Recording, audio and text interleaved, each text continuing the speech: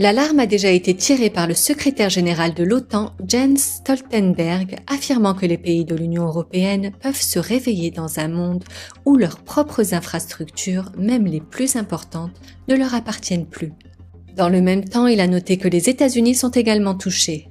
La Chine a jeté d'énormes fonds pour acheter diverses actions et actifs. Par exemple, il s'agit de 90% du seul opérateur de terminaux belge COSCO qui détient une participation majoritaire dans les installations portuaires de Valence et de Bilbao.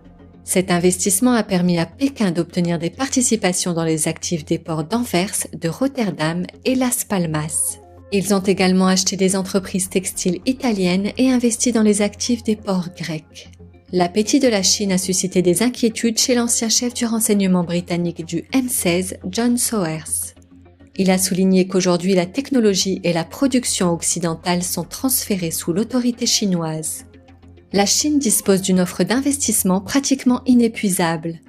Pékin est en mesure d'acheter même des producteurs de schiste des États-Unis tels que Chesapeake Energy CHK, éliminant ainsi l'influence américaine sur le marché pétrolier. On voit que sur le plan géographique, les nouvelles routes de la soie, ça dépasse largement le cadre de l'Eurasie. Maintenant, on parle des routes de la soie pour des projets qui sont en Amérique du Sud, qui sont en Afrique, qui vont même jusqu'en Arctique. Donc finalement, aujourd'hui, tous les pays sont potentiellement concernés par les routes de la soie.